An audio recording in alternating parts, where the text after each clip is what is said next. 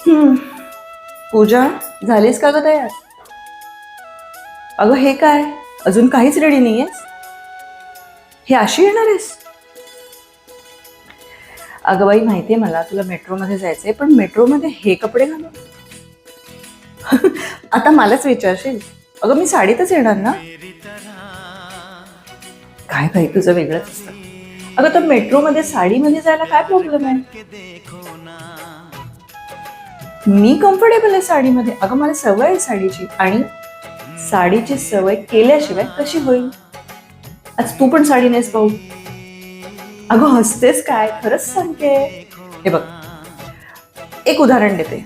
समजा तुला एक चित्र काढायला सांगितलं, किंवा अगदी आपण पहिली दुसरीच्या मुलाला एखादं चित्र काढायला सांगितलं की तुझ्या आईचं चित्र काढ, तर तो एका साडीमधल्या बाईचं चित्र काढेल की नाही?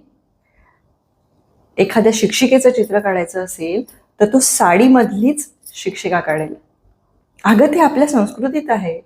आणि जेव्हा आदराने एखाद्या स्त्रीचा उल्लेख करायचा असेल तेव्हाही तो साडीत असतो.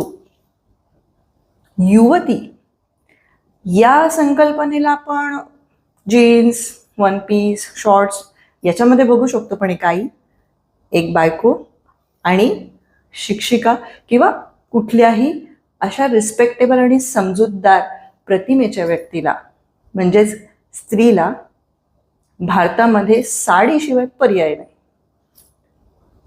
अगं कोणी नाही हसत ग. हे बघ, तू मेट्रोमध्ये जाताना जर तुला तुझ्या ड्रेसमध्ये कम्फर्टेबल वाटत असेल आणि मला माझ्या साडीमध्ये कम्फर्टेबल वाटत असेल, तर बट ऑब्वियस मी तेच घालून येणार. आणि बघू दे की मेट्रोमधल्या लोकांनाही साडीमध्ये. जेव्हा एक येईल तेव्हा दुसरी येईल, आणि दुसरीला पाहून तिसरी, चौथी, अशा परत मेट्रोमध्ये साडीतल्या बायका यायला लागतील. बरोबर की नाही?